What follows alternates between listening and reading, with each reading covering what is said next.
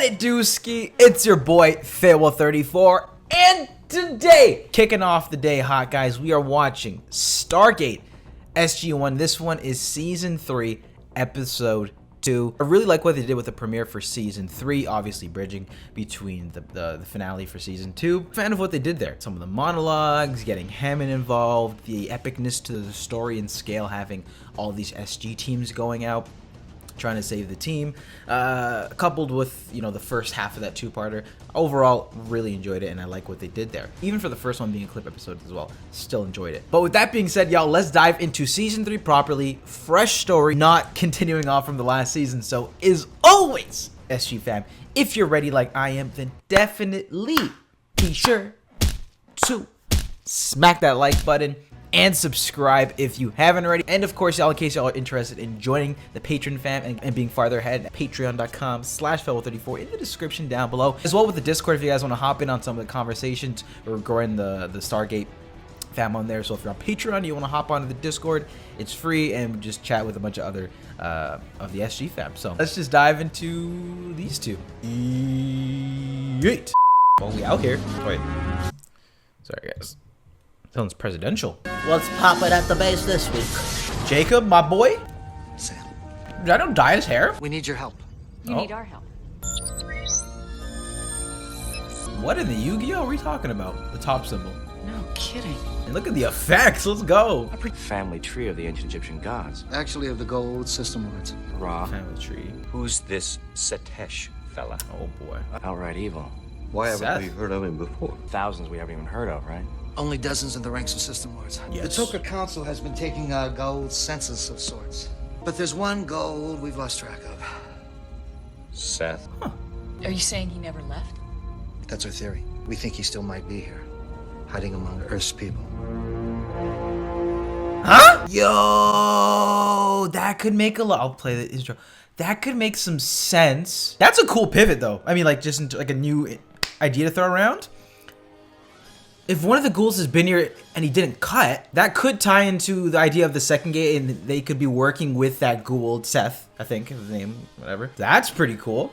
See if that goes anywhere. But you can tell, like, this is, like, completely different from that last finale. I think it's safe to say they filmed those at different times. Probably filmed those two-parters together at the end of season 2. Oh boy, let's go. You know there's gonna be shit ton of world building this season. When they start off, they say there's thousands of ghouls and system lords we haven't met yet. The chase on this one. How do you know he's still alive? He's alive if he has a sarcophagus. Why wouldn't he try to take over the Earth like Ra did? Seth had a hefty price on his head. He tried to overthrow Ra. We believe if he's still here, it's because he's using Earth as a place to hide out. He wishes to remain hidden among you. As a Goa'uld, he will never lose his thirst for power. And they do have a pretty common MO for getting that power. Let me do some homework, see if I can track him through archaeological and historical record. It's like 3 different looks. Oh, this episode's actually called Seth. Dad, you're finding this girl, do you? They have a secret message. It is I who requested the assignment.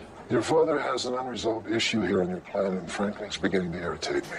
Mark. He refuses to seek out your brother and mend their relationship. Oh. Yeah.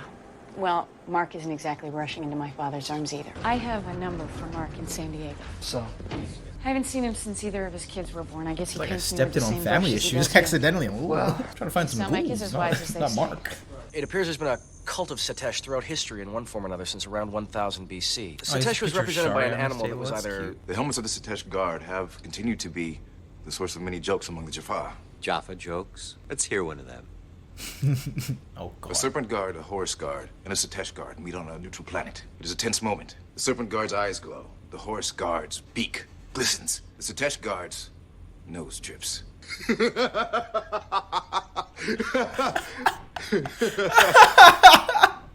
Laughing Teal'c. That's so good. A similar god showed up in Greece He's like, called "I bet." Typhon. He killed 300 followers and then disappeared from Greece.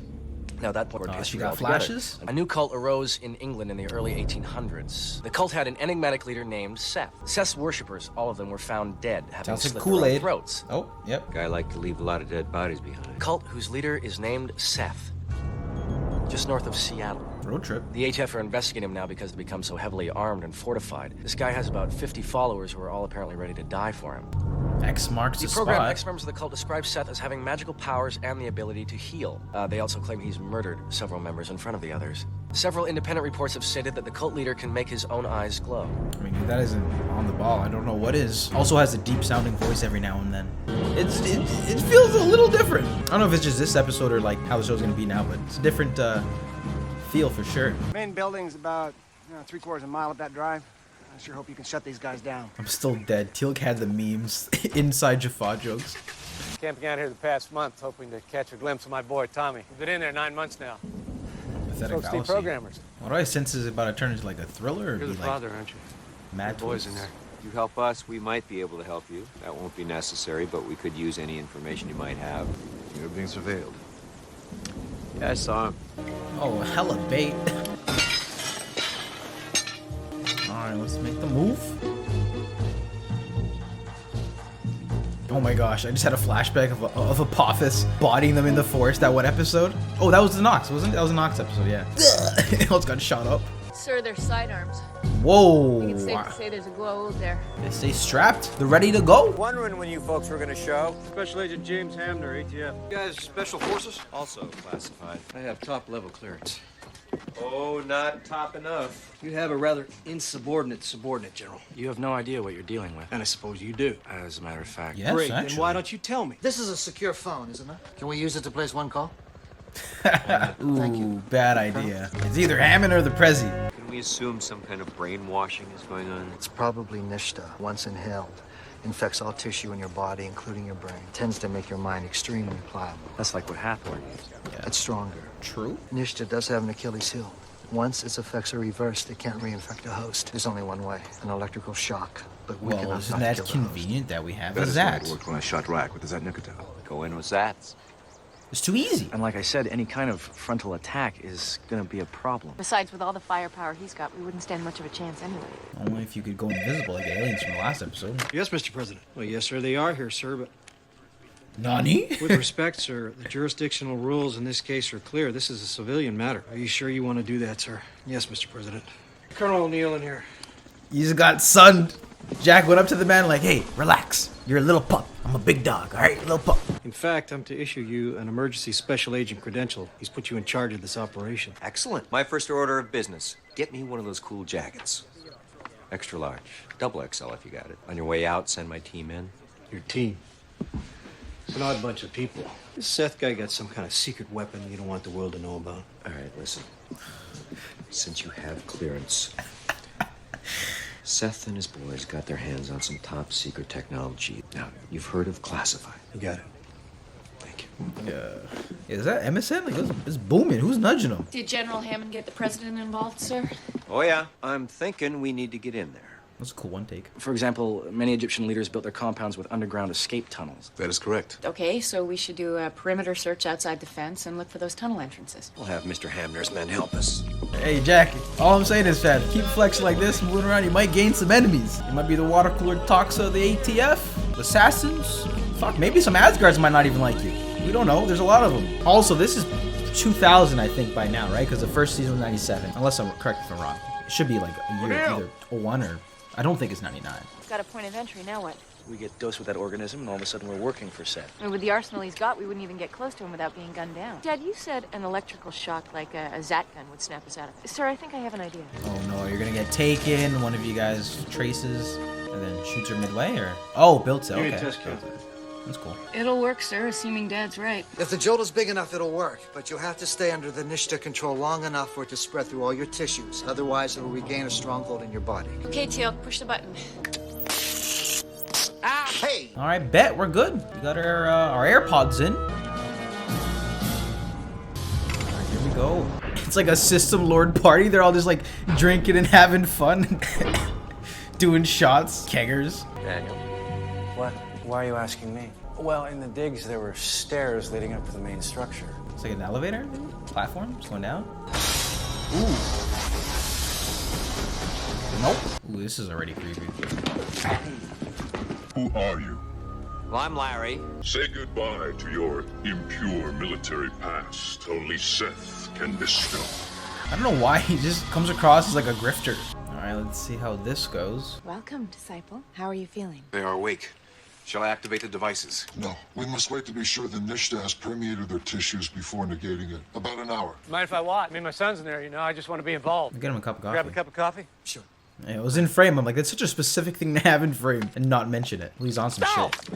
Yeah, look at him. Sorry, he's been kind of short-fused. Find out from his college roommate, because Tommy and me hadn't been talking for something like 6 months before they sucked him in. I do not understand. How could a father not speak to his son for so long a time? You know, that's the funny thing about it. I don't even remember why. Do human parents not love their children unconditionally? Sometimes things get complicated. Many things are complicated, General Carter. Not love. In Jaffa society, loving one's children is not one of them. In human society, sometimes it is. Damn. Oh, I hope they don't kill somebody. Oh man, that would. I don't know how they would react to that. Weapons, we will defend against any incursion by the impure forces outside our gate. Oh no! The man's gonna look for Tommy, and then fucking Jack's gonna light him up. Ugh. Seth is life. Seth is happiness. Seth is love. Seth is life. Seth is happiness. Seth is almighty. Were once blended. Were you not?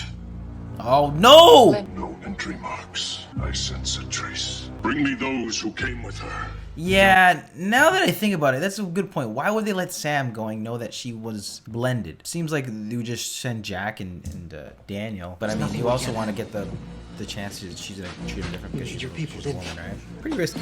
Who sent you? The system lords? The Toka? I am your god. Who does your military work for? So let's see what the beef is. Is it not time enough? No choice. Yeah, they're kind of pushing it a little bit, but still, they're way outnumbered. We work for a deprogrammer who hired us to come remove one of your disciples. But now we are enjoying the bliss that is Seth. How is it possible that you enjoy the bliss when you are able to lie to Seth? The impure forces that you have prophesied are surrounding the compound. Take them and kill them. Go! Seth!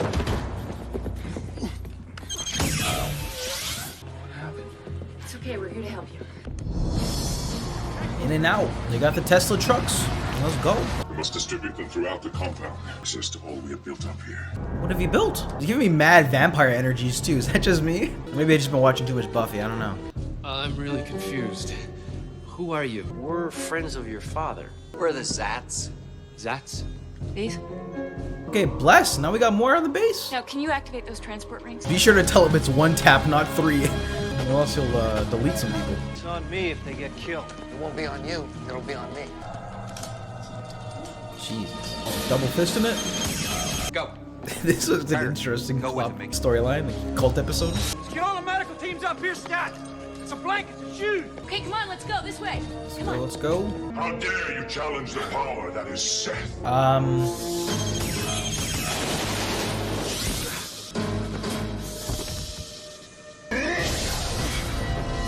This guy's pain. Ooh, that looks like something with particles. They're about to be deleted. Assassin's Creed looking ass. Bomb. It's just so used to that now. It's like, yeah, it's Tommy? more than likely. Uh-oh. Ugh. Oh! Got him! Dad. Your father will survive. Stop Seth. You have the will within you. Anime powers, activate!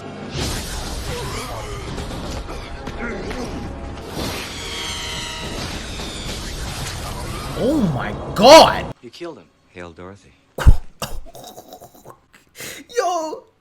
Yo, she indented the man. Oh my god. Yo, ooh, Jesus. I was expecting her to like use the rubble or like cause the rocks to fall on him. He said, fuck that. Kicked them in. Holy shit. That was graphic. Wait, wouldn't he be a little bit more surprised? Like, yo, holy fuck, like, aren't you dead? aren't you supposed to, didn't you die like a couple months ago?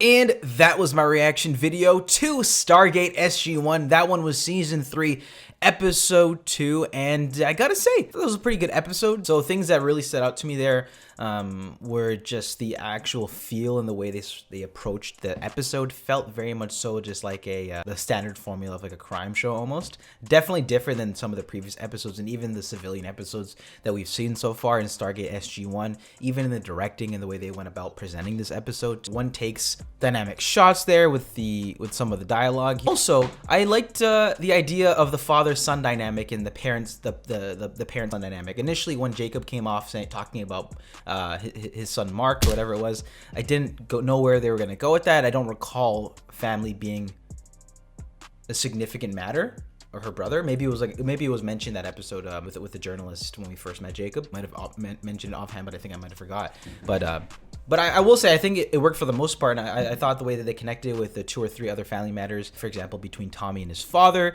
there was 1 or 2 great emotional beats there with him. I thought that landed well. Same here with the idea of Jacob and Mark and just Sam and her father, because that's been an ongoing thing for the past a season or so with him working on his relationship with Sam when he became one of the Tok'ra, and we've been seeing it as he's been visiting every now and then that they're starting to build a rapport and build an organic relationship again, and just better have a better relationship with each other. That was dope as well here. And a surprise here that I actually did enjoy, apart from the main storyline, was Chris Judge here. He seems, the way he's presenting Teal'c, I don't know if it was just this episode or more moving in for season 3, a little bit more emotive and more it seems like he's getting even more comfortable in the role now.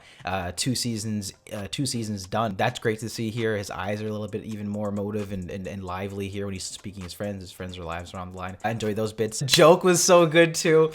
Seeing him just again just keep thawing out and becoming more a part of the team. Absolutely love what they're doing with that there, and Teal'c's character. Jack was being with his O'Neillisms and messing around with ATF. So cool information though about Seth. That was kind of a random drop that I don't think there's like a new addition to the series, and it's pretty cool. A guy who doesn't like the Tok'ra, doesn't like the System Lords, and is sort of like a guy who went AWOL and has been on Earth. I think that's an interesting concept, and I think for the most part they did a fine job with it. They kept this episode pretty tight, but also going out for a pretty unique idea, like there being a cult. It definitely feels more like a story of the week. I don't know if we might connect back to Seth. I don't know, but fucking Sam bodied him, so don't think he's coming back. Maybe some of the things that they developed or the ramifications out of that base forever how long it's been going on might come back in the near future, but this definitely comes across as sort of like a one-off episode, but one that deals with some interesting ideas of family. I love that moment where Teal'c was sort of like, wait, you guys don't love your kids unconditionally? It's a great moment touching on that theme this episode here. So yeah, I thought everyone else is okay here. No Hammond, unfortunately, kind of sucks, but everything else across the board, it was a pretty fine episode for me. I like some of the themes that they're going for, some of the bits of directing, and it seems like we're building up this idea now. It seems like Sam is inching towards being in more control of her abilities, having been blended. So that was a pretty good addition here. But yeah, guys, that was Stargate SG-1 season 3 episode 2. That was my reaction video. Definitely can feel a slight difference with season 3's first actual story not connecting to anything from season 2. The cast looks like a teensy bit different now, and their designs, like some of the hair is a little bit different and whatnot. So it's going to be interesting to see how things continue to go from here. But guys, as always, if you enjoyed this video, then definitely be sure to smack that like button and subscribe if you haven't already. What you think about this one? I'd love to hear your thoughts in the comment section down below or on Discord. So this is episode 2. I'll be getting episode 3 up as well. So I hope you guys enjoyed this video, and I'll see you very shortly.